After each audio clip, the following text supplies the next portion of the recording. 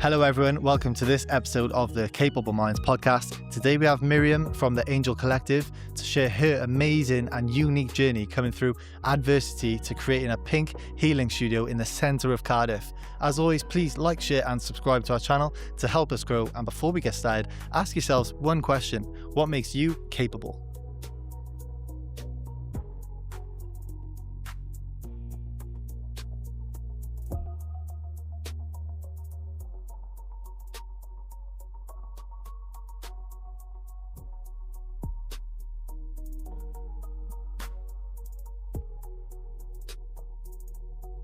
Capable Minds podcast.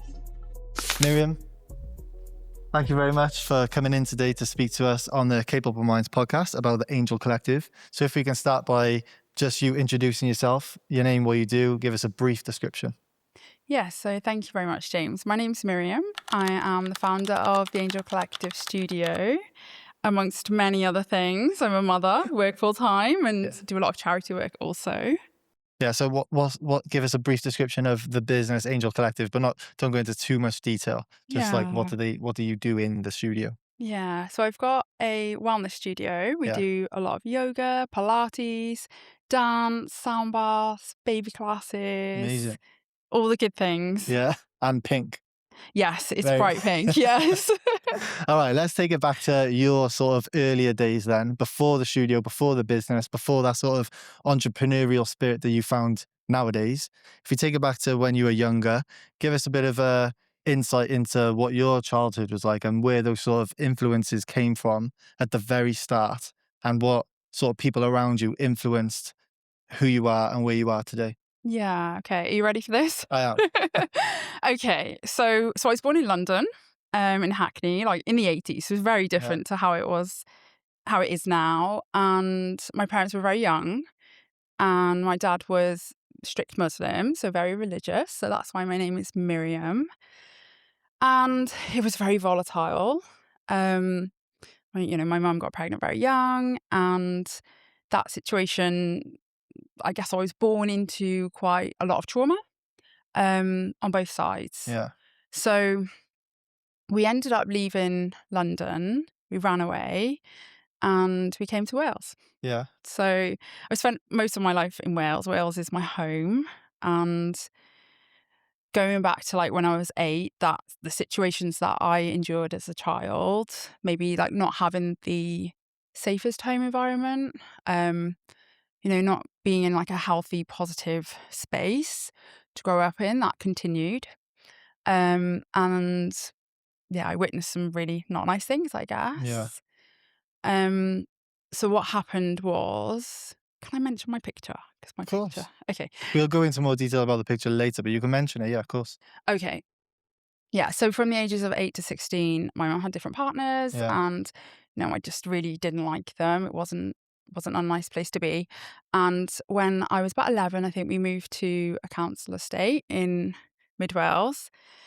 And this is where I think like I started to see the darker side of life. Yeah. I didn't want to be at home, so I was always outside. I was on the streets. I was with people you would not want your child to be hanging around with. I was with a lot of older people. Yeah. And that council estate was just full of a lot of, like I said, dark things. But because I didn't want to be at home and I didn't want to be at school either, so I just walked out of the school grounds. I'd get ready, I'd go to school, and then I would just leave because I was like, I'm not being here. You're not telling me what to do. And I just ended up in all sorts of situations, I guess, quite young. Do you say you were 11 when that started? Yeah. Wow, that is really young. Yeah. So. And how long did that sort of go on for, that sort of aspect of your childhood? Yeah. Or that region of your childhood, how long did it go for? Yeah, until I was 16. Okay. So by the time I was 16, I left home because I just couldn't handle it anymore. Mhm. And, it just wasn't a good place for me to be. So I left. And I was like, and I was quite grown up by then anyway, because of the people that I was hanging around with and the things I was witnessing, which were like part of my normal everyday life, meant as a 16-year-old, I just was like, no, I can pretty much take on life now. Where did you go, if you don't mind? Yeah, so that's when I moved to be nearer my grandparents. Okay. So that was in Carmarthen, so I was in West Wales. Okay. And straight away I got myself a boyfriend Yeah. because, you know, I wanted safety and Yeah. security. So I ended up in long-term relationships, but my life started to feel a bit more stable, I guess. And I got myself really good jobs as Yeah. well because I just managed to sweet talk myself Yeah. into like quite high up jobs, really, with no qualifications. I think they just liked me. Yeah. So yeah, by the time I was 20, I was earning pretty decent money. And I had my own house. I bought my first house at 18. Wow. That's unreal. Yeah, but if you imagine, like, it was a lot cheaper to buy a house Yeah, back but then. still, that's But I was unreal. a very determined, like, lady, I guess. You know, Yeah. when I was back in that council estate, I always knew that wasn't me. I was like, this is my experience right now. But deep down, like, I knew that wasn't like my path and it Yeah. wasn't where I was meant to be. How So did you know that there was more for you when you were there at such a young age? How did you know in your head that you were destined for greater things?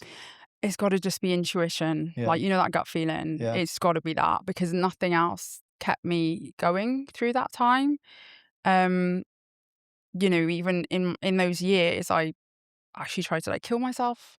Like one time, I was like in that much pain. I was carrying like these heavy burdens, and like I'd seen so many horrible things. So Yeah. I was like, I couldn't get out of the pain. So that was the first time I tried. I was suicidal. At what age were you there? I was about 14, I think. That's heavy. Yeah, and Bless you.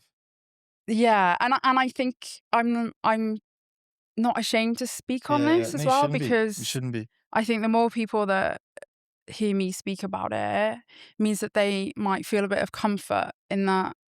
You know, there's probably people that feel this way right now, 100%. you know, and the more we speak about these dark times that have happened in our lives, the more we can reach them. I've got scars on my arm. It's just self-harm a lot. Yeah. You know, they're very clear. And I'm just not ashamed because we're all the same and We we all shouldn't be. go through a lot of the same things, 100%. you know? But also, you're living proof that you can come from such a dark place and you can want such a bad thing for yourself when you were suicidal. And now you're proof that you can come from that and elevate yourself to where you love yourself again, you know? Yeah, I mean, it's a journey. Gosh, and it can be messy. But I think when you ask me about like, how did I know? Yeah. So you've got that intuition, that like the essence of who you truly are as a human, and then you've got the things you're experiencing, and they're two different things. Yeah. And I think what happens in life is like we merge them. So we're like, well, I don't know, say we're broke or something.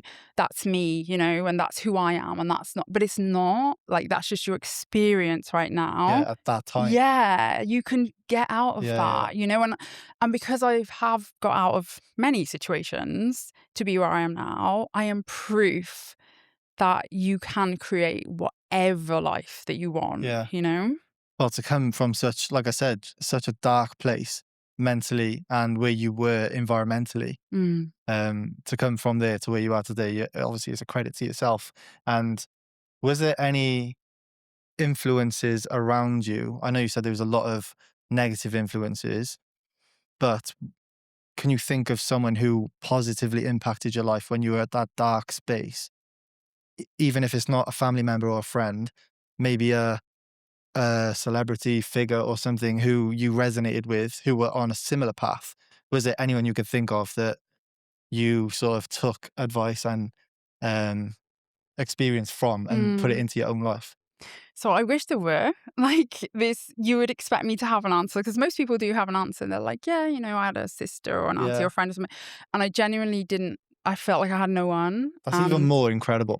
Like genuine. That, like, for you to do that all off your own back, that's even more inspiring because usually, yeah, like you say, people look for someone to pull them out of there, even if it's not someone they know, someone they can resonate with, maybe on a celebrity scale or family member or distant friend, whatever.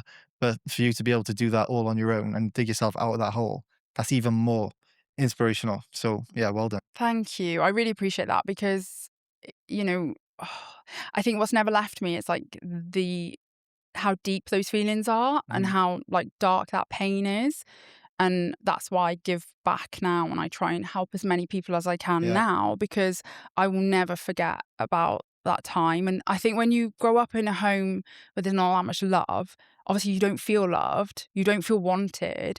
And then you go out into the world feeling like unloved, and that's a lot of pain to carry. Yeah. And then how can you then give love to somebody else? Or, it just becomes a messy cycle. Yeah. And I think that's where like a lot of like relationship problems come from. We expect so much from another person. I got myself into 2 long-term relationships so I could feel some sort of like love and security, but they weren't really the right, Yeah. places for me to be. I just needed some sort of love. So I think, yeah, for sure, like I appreciate what you said, but I will never ever forget like the pain of it and the resilience that was Yeah. created during those times. Yeah, it's deep. And how do you feel that Mm. those tough years when you were Mm. younger, how do you feel that they shaped you as a person moving forward? And what have you taken from those earlier years that you've been able to create this sort of new life and business and entrepreneurship? How have you taken that forward into what you do now? I mean, it's everything. The resilience that I've built Yeah, 100%. means means I feel like I can do anything. So like if you were like, right, just this crazy mad idea, I'd be like, yeah, no Yeah. problem. Like that's easy to Yeah. me because I got myself out of these situations. So, and then, there's more as we go through the story as well that happened. And I think anything that happens in my life now, my life is so sweet. I have the foundations built Mhm. now, is just so easy for me to deal with. Yeah. And I think, yeah, we forget what people have been through sometimes, So if you've dealt with something so heavy and got through it, then things like the little stresses of life that other people moan about, you probably think, shut up. Like, Yeah, they don't even touch me. that's nothing. There's literally nothing. They don't touch me, but I also can like sympathize with people, how they Yeah. feel, because I think like people can be going through whatever, it's how they feel, isn't it? Whether it's big or small It's or relative to them. yeah. Yeah. And like I said, I'm an empath, so I straight away I can feel like Yeah. what someone's going through, Yeah. That's amazing. So from when you were 16, so we've gone from 11 to 16. So from 16 upwards, Yeah. talk to me a little bit about that journey from maybe 16 to 21. So the next 5 years. Yeah.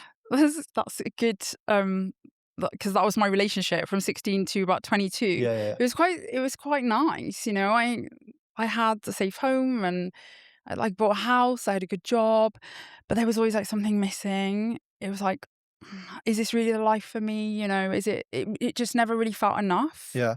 And like sometimes that enough, you can fill it with money, like, well, if I earn more money and I buy a bigger house or a nicer car, that will fulfill me. And I did that from 16 to 22. And then I did it again in another relationship from 23 to like 30, got Mhm. married, like the whole thing. Yeah. I was like, it's just something missing. And obviously, I didn't know who I was because I'd never really experienced life on my terms. Um, I'd also got myself into very serious relationships very young. So Yeah. I'd never experienced life, traveled and did all the things that I wanted to do. But I think, so again, there was another like suicide attempt, like early 20s. So like it was about 23. Yeah. Um, Again, just a lot of pain. And then I was causing some people pain because I was in relationships Yeah. that I had to leave. So it was just like where there was no light, and I just was living, I guess, like it felt like I was living a bit of a lie. I didn't know myself at all. So what would you say the breaking point was for the second attempt? Would you say like what sort of Yeah. nudged you into that space? So when you grow up, how I did, there's a couple of things that you don't learn. So you don't learn how to deal with money. Mhm. Like, so as much as I was earning money, I just spent money because Yeah. I kind of grew up in a house where we didn't have money. So I was always be broke. And then obviously that's not a nice place to be. Yeah. And then I think like leaving that relationship and seeing the pain I'd caused to someone else was just, you just feel again like you go back to that place of being unwanted and unloved and Yeah. pain and the darkness. And so that's when I was just like, well, what? There is no point, you know? And obviously, it's a tough time and a tough, dark place for you to come out of. But what would you say the shining light was then for you to come out of that and not go through with that awful thing that you didn't deserve?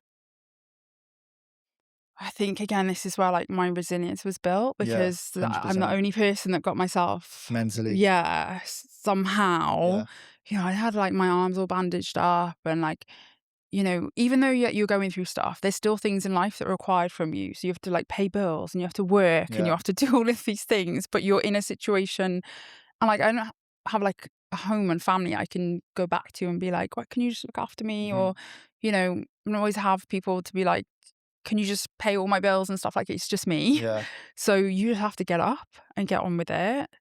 Um, and I think a big lesson for me on this is like you've got to build those foundations.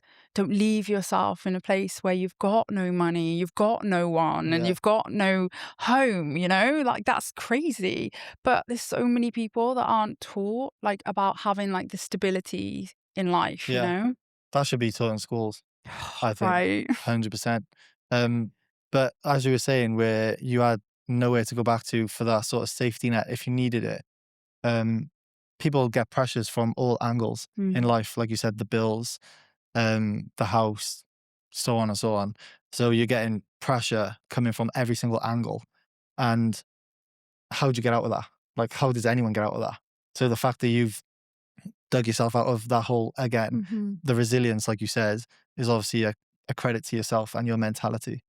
Thank you. And I feel like I really resonate with like the young males in at the moment, even though I'm a older female, I kind of go back to like there's a lot of like mental health problems we have in Wales Yeah, around this, isn't there? And I'm like, I kind of know how they feel. There's yeah, so much pressure on like especially like young men to what are you going to do? Like, what's your job? Like, what's your career? Like, how much money are you earning? Like, yeah. what, you know, it's like, what are you? Like, why are we asking people, like, what do you do? Because that, it doesn't define who they No, are, you it's know? very superficial, but no one Yeah. asks the deeper questions. Who are you? Like, who are you? Yeah. How have you become who you are now? Yeah. You know? Yeah. Yeah, Or just like, how are you? yeah, Like, most time we're not like, are you okay? Like, are you happy? Like, is yeah, there anything you need? Because that's how I see people now. It's more like, how can I help them? yeah. And I guess that's why you set up the Angel Collective, Mm. right? Because that leads me to the next point on the podcast was from those situations which you were in, the negative, dark, and horrific situations that you were going through. Let's not um, let's not paint over it Mm. lightly. Mm. It was horrific what you were going through, and that obviously shaped you get into the Angel Collective after all this time. So shall we delve into a little bit how you came up with the idea? I know you mentioned about the men's mental health, and I know the Angel Collective is very female focused. So I want to ask you further down the line in the podcast about maybe you might think about a men's space as well, or bringing men into it. But we'll leave that for later, because I can tell you're passionate about it. So yeah, talk to me about the Angel Collective. How did you come up with that idea? And from those dark places, is it everything that you wanted it to be in terms of helping people who were where you were? Hmm. Yeah. So what happened after my marriage broke down and then I was just so depressed. I went on a yoga retreat. It's just so cliche. It's Yeah, like I actually went to Ibiza on a yeah, yoga retreat and I was not like in the spiritual world. I wasn't really connected to any of that. But I was just so sad and so broken. My PT actually said to me, you need to go away. Like, this is not healthy. So I went there and, oh, yeah, it just opened my eyes up to a whole new world. yeah, And I remember, like, this lady said to me, she goes, do you know we're meant to be happy here, don't you? And I was like, what? That was like a huge revelation to me. yeah, Like, we're meant to be happy here, enjoy life. I was like, that sounds crazy because I've only ever seen like really quite dark things. So that's when I started to open my eyes quite quickly yeah, to this world of like beautiful things, watching the sunset, seeing the flowers, being in nature, Yeah. just wonderful things. So I spent about 8 years healing myself, I guess. It's obviously a never ending journey. And then I walked into a building to get my hair cut, and I had this huge voice in my head, which is my intuition, which I listen to now, which Yeah. I didn't before. And it was just like, you have to inquire about space here. And at the time, I home educate my daughter. So I was thinking, I always wanted to like leave the country. I was always like, I need to like move, I need to leave, travel, go, Yeah. just not be here. Like, so I was like, right, we're going to go to Ibiza, we're going to go move there. And then next minute, I'm seeing space. They made it very easy for me to create. I didn't even know what I wanted to create. Whilst I was viewing the space, I didn't know. Mhm. So then I just went, like, a few days went by, and then it was like, right, I'm going to create this healing space. And it's going to be pink, not because it's for women, Yeah. not at all. If anything, it's kind of the opposite. Yeah. It's because it's divine feminine energy. And when you go in there, you feel safe and Yeah. you feel calm. I And said that the other day. yeah. And, most people, when they're with their mums, you feel that. You feel like safe, don't Yeah. you? We all come from women. And I want men to be in that space and feel that they can speak Yeah. and cry and release their emotions and just have this space for them. Because if anything, I feel like men need to balance their feminine energy Mhm. more. Yeah. So whilst it looks like a women's only pink space, it's actually not. Yeah. And we've got our first men's group coming Yes. up. Yes. There's no way I'm gonna, as much as I've witnessed a lot of like not nice things from Yeah. men, like I absolutely like love them, and I think that we just have to help each other heal. Yeah. Here, we can't fight against each other. We're never gonna win like that. So yeah, we've got our first men's group coming up. That's amazing. Yeah, I When know. is that? It's going to be in the next few weeks. Amazing. And I'm just going to get them to, first of all, like be still, Yeah. because it's like men are never still. First, relax, Yeah. breathe, we do some stretching. It's going to be very gentle.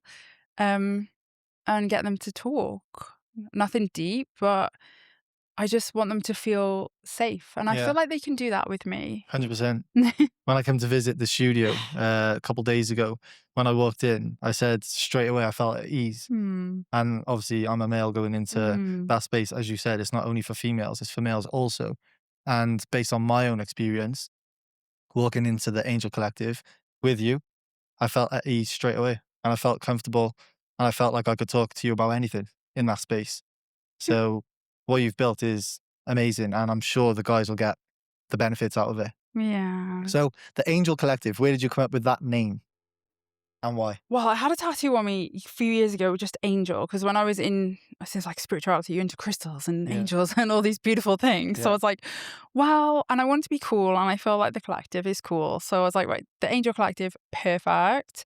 And depending on how deep and spiritual you are, we're pretty much surrounded by angels most of the time. Yeah. Ancestors and all sorts, Yeah. Yeah. So I thought that would be like a cool name. It is nice. Mm. And it resonates with a lot of people Yeah. because you think of an angel and you think of the good in people. Yeah. You think of people who are protecting you.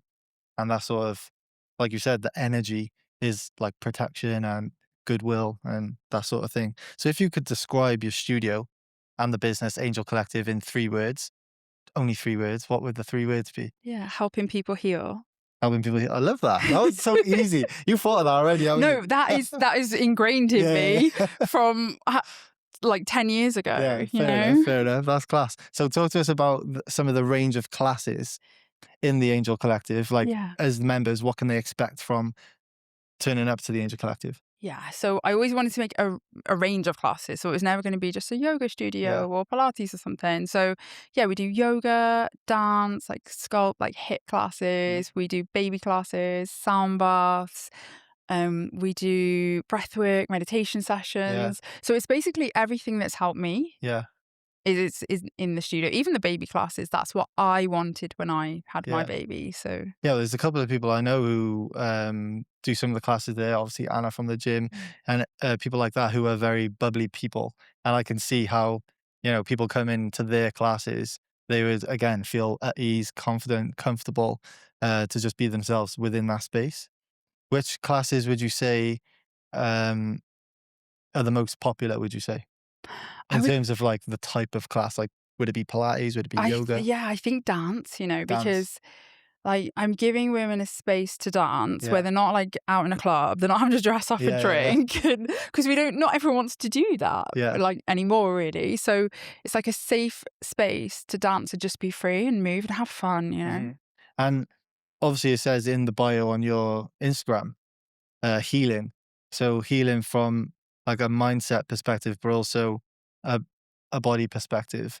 How does your studio help to heal people from both aspects? Wow. Okay. Yeah. And I purposely wanted to call it healing and not wellness, Yeah, because I think there's a big focus on external wellness, like how we look and getting your bodies a certain way. And that's amazing. yeah, But for me, it's got to be like the internal and the external. And if anything, the internal is a bit more important, yeah, because, I know how it feels to look good and not feel good. yeah, And it's just yeah, pointless, Like, let's work on both. And let's do that in fun ways as well. So, if we're doing whatever events we've got, yeah. let me just have some water. Yeah, go for it. Yeah. I was thinking about the impact that obviously your studio has on people's lives, and where people might not have necessarily been to a studio like the Angel Collective before, when they first come in, they're sort of, do you look at their reactions when they first walk into the studio and you think, yeah, this is exactly why I've done it? Because as you saw me when I walked in, I was like, wow, like I was like looking everywhere. Obviously, the aesthetic of it is very eye opening and putting you at ease. So when people walk in, especially the people who might be going through tough times, and you see their reactions and their face light up, I guess that gives you the sort of validation that what you've created is exactly what they needed. Yeah, I think that is very fulfilling, see them coming and be like, wow, this is amazing. And Yeah. I think you can see them just like breathe Yeah, yeah, yeah. as soon as you walk Yeah. in. But what is more fulfilling is when we bring people in on the charity side of it. So we bring them in for free, Yeah. because they wouldn't be able to access these types of spaces, and they wouldn't be able to do classes. So when they come in and they experience the studio and then they leave just being like, oh my gosh, that was incredible. And I'm like, yeah, and you deserve this and you Mhm. can come back many times. And I think for me, it was always about helping those Yeah. people, because when I grew up in such a disadvantaged area that I was around a lot of people who could never really do that kind of Yeah. thing. But that's not fair to me. So yeah, the first thing I was going to do was the charity side of it. Yeah. That's class. How did the work with Women's Aid come about? And how often are they allowed to come to the Angel Collective? Yeah, so I was looking for like my local women's aid like people for Mhm. ages, and I just couldn't really get in touch with it because they're busy, right? They're Yeah. dealing with like the first response thing. So when I'm like, right, I want to come and work for you, it took me a while to get through to them, and then they were like, oh my gosh, we can't believe you want to do so much for us. And I'm like, of course, like Yeah. I'm in a position of privilege, really. I live in a beautiful area, like I have everything I could possibly want. So it doesn't make sense for me not to help you. So they were just so, so happy. And we've put on retreats for them, Yeah. we've put on events, and all the women under the care of Veil Domestic Abuse Services, they come to the studio for free forever. Yeah. So that will just be an ongoing That's thing. amazing. As much as we raise money for them and other charities we're going to work with as well. I want to work with young homelessness, Yeah. and there's other areas that are very close to me. Um, yeah, I actually think it doesn't really take a lot to help. Yeah. Well, you're doing it for a higher purpose. It's not for, I can tell from speaking to you and visiting you the other day that it's not for monetary, um, it's not for the money. It's for the power that goes behind that and helping the people who are at disadvantage in life or coming from domestic abuse, domestic violence, or whatever it might be under that charity, and providing them a platform to come and meet like people who are from similar situations and building relationships with people they feel comfortable with and being in a space where they can open up. That's Yeah. more important than money to you. I can see that. Yeah. I So mean, I have a full-time job, yeah, so it's like and it wasn't planned, you know, like it was like, I know it's something that I have to do. Yeah. It feels like maybe like a job I was given. It's like, this is your path. Hmm. We want you to do this. And so I'm just doing it. I Yeah. actually don't know what's going to happen. Yeah. I have no Yeah. plans. I just go along with it. And it just feels so, I feel so blessed, you know, that I get to do this for people. Yeah. Well, Like, what an impact that is. Have any of them, like afterwards, have they come up to you and told you how much you've changed their lives? I'm guessing they have. yeah. Yeah. Yeah. And we've just started. Yeah. So it's not even 5 months old yet. Yeah. So yeah, I get messages every day, you know, and I just think what I would like to do with that is inspire other business owners to Yeah. maybe see what they could do, because I'm pretty sure that if they look, they could help, Definitely. Yeah. you know? Definitely. And since speaking to you on Friday, it's definitely something that I want to think of as well for myself, like running businesses and like speaking to you and seeing how much of a impact you can have positively on those sort of people. It did make me think when I left you, what could I do to help disadvantaged people from my platform? What can I Oh, do? Obviously, doing the podcast, hopefully I can inspire people, but also what can I give back to them as well? Like people from other backgrounds and disadvantaged places. So just talking to you gave me that idea. that's so sweet. Yeah. And it doesn't take a lot when you think about it, like, oh yeah, I could just give up an hour of my week. You know, I could just do something Yeah. that's quite small to us, but it's massive to the people who And that need just it. come from a conversation. Remember, Yeah. I only spoke to you for 30 minutes and I left there thinking, what can I do to help someone because I spoke to you? And all it was a 30-minute conversation. So Yeah. that's the power in talking. Yeah, Hence, 100%. I actually had a massage yesterday, yeah, and she said, actually, we should be able to do something, because she was like, there's 4 of us here. She was like working out in her head, and we could give like one massage to, and it's like, yeah, let's keep talking this way, yeah, because, you know, that needs to like yeah, ripple yeah, out. yeah, And 100%. Apart from Women's Aid, when they come in, are there any other, I know you said other charities, what other ones have you spoken to, or which ones do you plan on reaching out to bring into the studio as well? yeah, so they're Big Moose. Yeah, They're a big one for me because the mental health side of things, yeah, and yeah, they do some amazing work in helping people that are really struggling and feeling suicidal.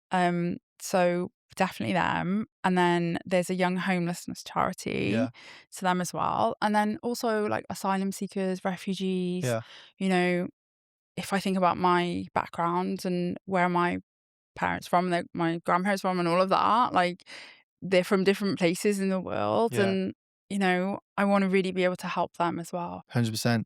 And how, when you speak to these charities, do they come and look at the studio, or how do they, obviously you're a credible person with a credible studio, but on the face of it, they don't know that from just a conversation. So do they come and visit you first? Do they require, is it like paperwork to do? I don't know how it works at all. Yeah, it's actually quite a lot to get them to believe me, Yeah, because they don't believe I me. can imagine. Yeah, They're yeah, just like, sorry, what? They yeah, just think I'm spamming them or something.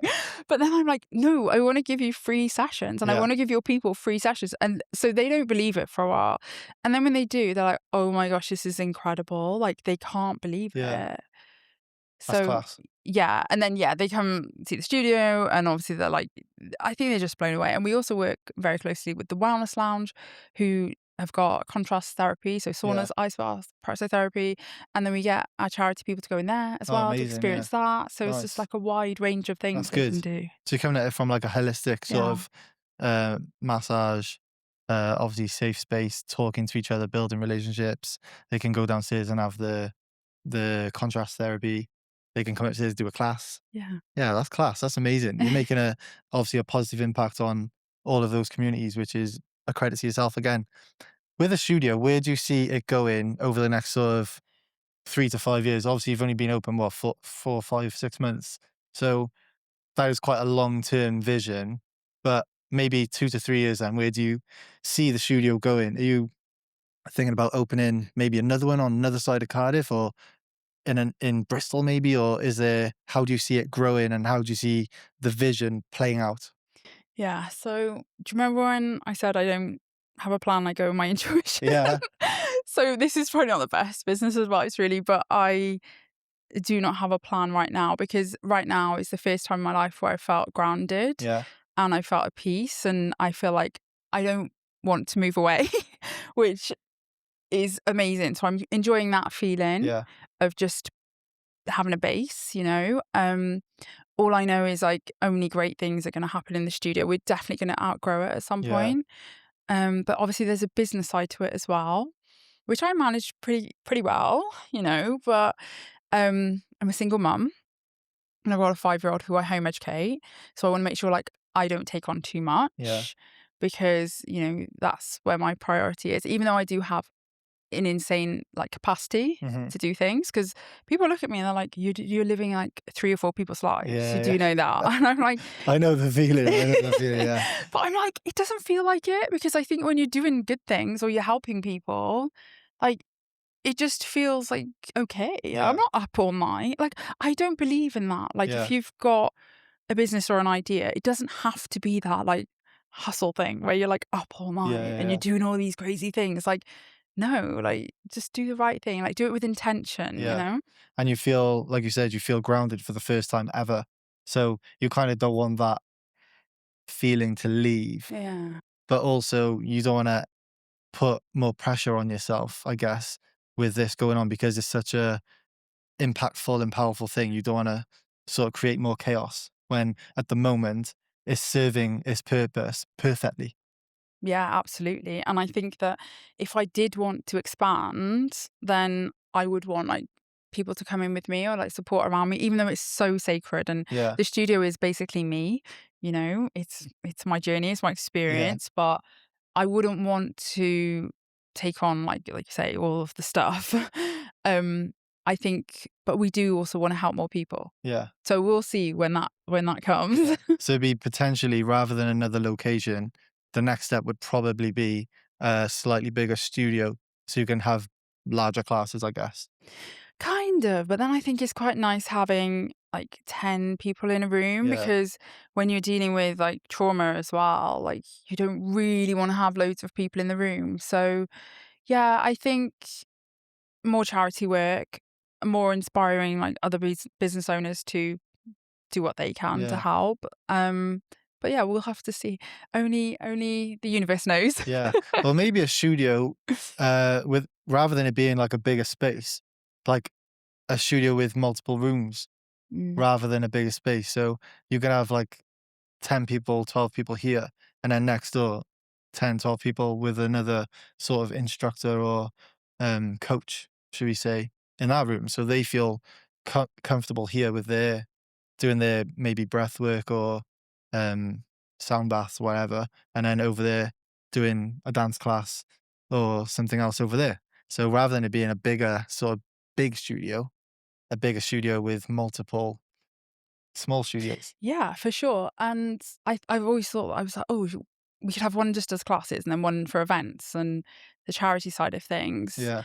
Um, but yeah, who knows what will happen with that, because I'm also about collaboration as well with Yeah. other business owners. So, I'm friends with other studio owners who do exactly the same thing. Yeah. I don't really believe in like competition at all, because I feel like when you have a business, like that's your energy and you can't ever replicate someone's energy. Yeah. It's just crazy. So I'm also like, well, I could use their space as Yeah. well, as long as we have space, we can do whatever. I literally shared a post earlier on my social media that said, competition is low vibes. At the top, we're collaborating. There we That's go. literally what you just said. Like we're not in competition with each other. If we really truly want to make an impact, we're collaborating and we're creating more opportunities for people to come and get the services and the benefits from us as business owners. Yeah, and it's just crazy to me, because I don't have the energy to be in that space of like someone's competing with me or Yeah, something yeah, like that. And I think you find your people, don't you? So like when your people come to you, yeah, keep them close, and then the others, that's fine. They yeah, could do their own thing, yeah, 100%, yeah.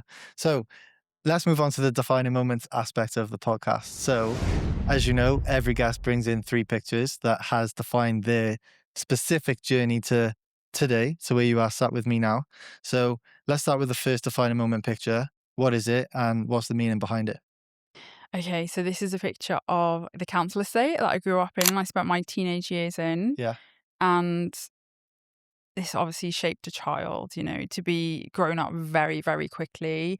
And as much as it was not nice, I wouldn't have the studio. I wouldn't be the mother I am. I wouldn't be the person I am Yeah. unless all of that hadn't have happened. 100%. You feel like that whole sort of segment of your life has shaped where you are right now. And without those experiences, you could be a completely different person. You might have a completely different outlook. And you might have a completely different meaning in life. Yeah, and I'm so glad that I am the person I am, Yeah. and I see people the way I do, because yeah, I'm pretty sure I would not be this person, and that kind of saddens me in a way, because what would I be chasing in life? What would I be doing? Yeah. It wouldn't be impacting people. Exactly. Yeah. Yes. When you think about it like that, it's one of them, isn't it? Where you wish you hadn't gone through it because obviously you had the attempts uh, on your own life, but also you wouldn't change it either. So it's sort of like it's a tough one because you went through it because this is where you are right now. There was obviously a higher meaning for you, and you wouldn't take it away because of where you are now. But at the same time, you wouldn't want anyone else to go through that trauma. So how do you feel about that? It's like massive contrast. Yeah, and that's life though, isn't it? Yeah. So How do like, you process that in your head? I think that's where the healing comes in, Yeah. because you can't carry that stuff with Mm. you, because you're going to have such an unhappy life. So you have to make peace with that. And this is a big message of mine to people, is like, try not to have that like victim mentality, and Yeah. try to forgive those people. I could just be like, oh, my parents, this, that, and the other. But like, they didn't know, they didn't have good childhoods Yeah. either. It goes back and it goes back. And actually, it's circumstance, a lot of it. It's no one's fault. We can't blame people. Exactly. And when I visited you on Friday, I remember you saying, because I met your daughter, Mm. very cute and, sweet girl. And I remember you saying, you said something like, it's gonna, she's the, it's gonna stop with her. You said something like that. Yeah. So I said, like, we've broken the cycle. There we are. Yeah, we've broken the cycle. Yeah. Yeah, because she is the first woman, like, she's the first female in my bloodline Yes. who has this incredible life. Yes. She is home educated, so she has more freedom than most children as well. She travels, she speaks 2 languages, she's Yeah. been to like over 10 Yeah. countries. Amazing. And she's the first one, because if I go back the line, like, it was horrible for them. Generations Yeah, of it. yeah. And you're able to provide your daughter with a life which you and many, many girls and women before you in your family would never even dream of having. Hmm. So the fact that you're breaking the cycle with your child, I think that's very, very inspirational. And yeah, again, a credit to yourself and the journey you've been on.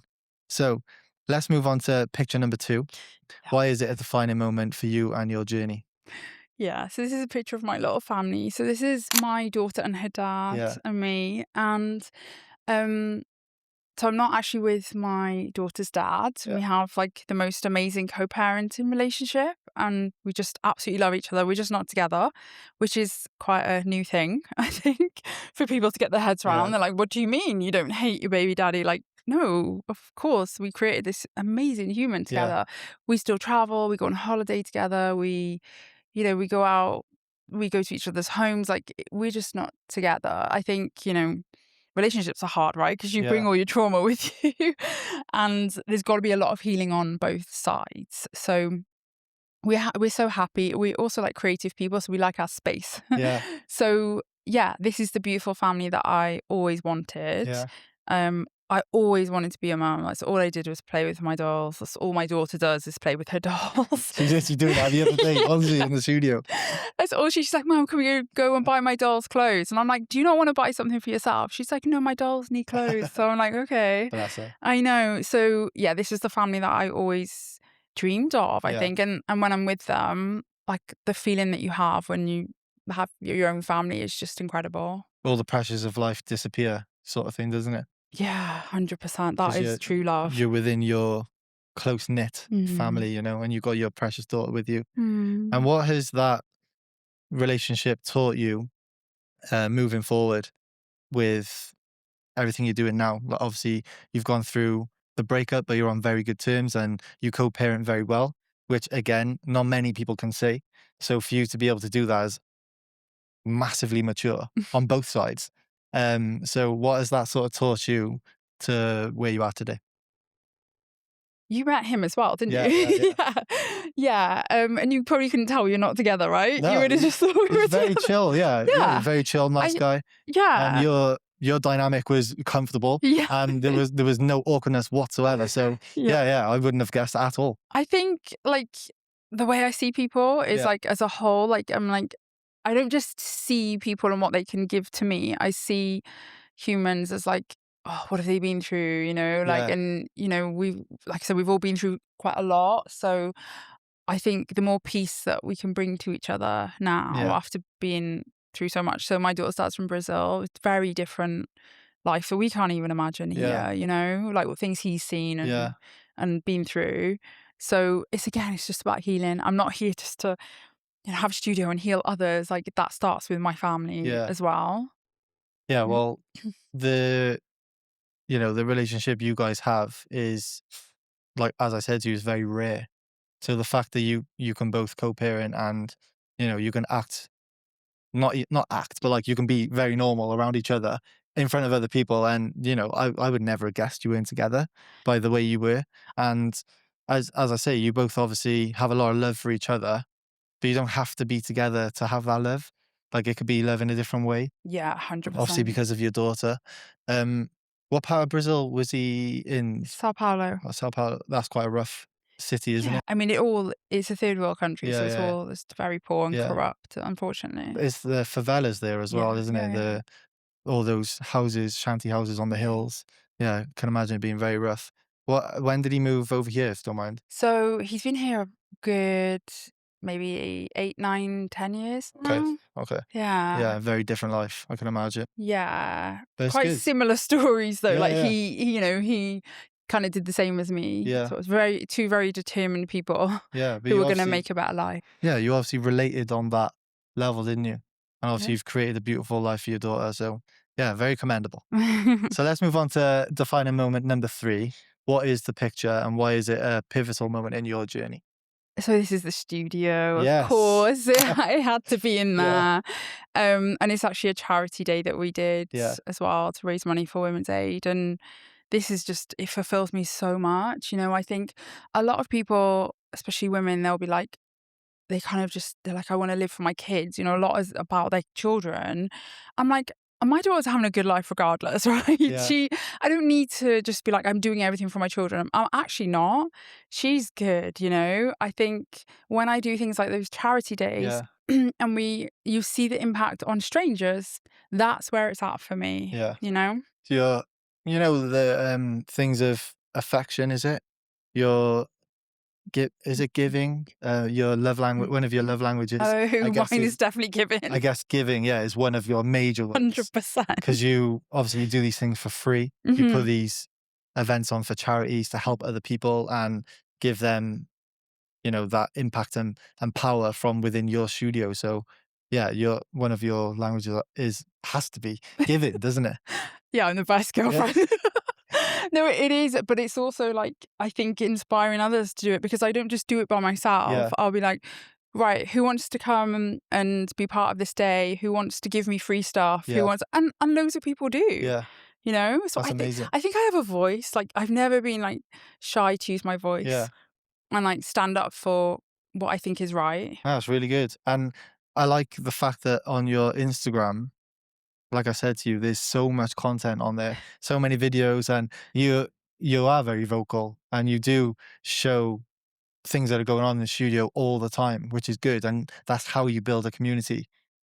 Yeah, it's a tricky one though, because of course it's like a healing space. Yeah. So there's only so much you can show. So as Yeah. much as it looks like, you know, there's a lot of content on that, you just see like probably 5% Yeah. of Yeah. what Yeah. actually goes Yeah. on. And only now I've started to like save messages that people send me.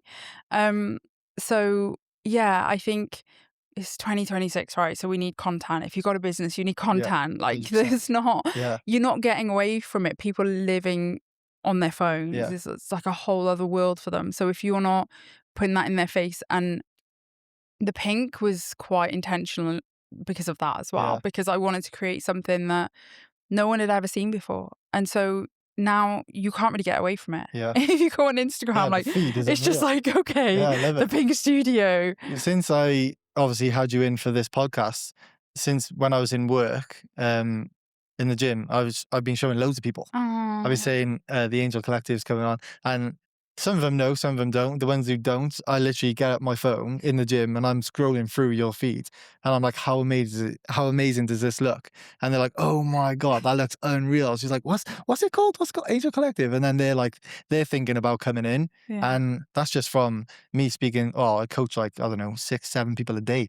So since I've had you booked in, I've spoken about your studio and you to every single one of them. Oh my gosh, it's so sweet. And they've all been like, oh my God, they look unreal. So Oh, yeah, that's you might so get a couple of new sweet. members. But I also think, like, when you meet someone and you like them, you think, oh, they're a nice person. Like, Yeah. so speak about it. Yeah, Like, you know, exactly. like if you really like, you don't have to know someone forever. You can be like, oh, I really align with that person. Exactly. Like, help them, man. Like, Yeah. do something. Like, Yeah. spread the word. Like, you know, I think, like, don't just be inside our own heads all It's the only time. going to benefit others, isn't it? Yeah. I don't like gatekeepers.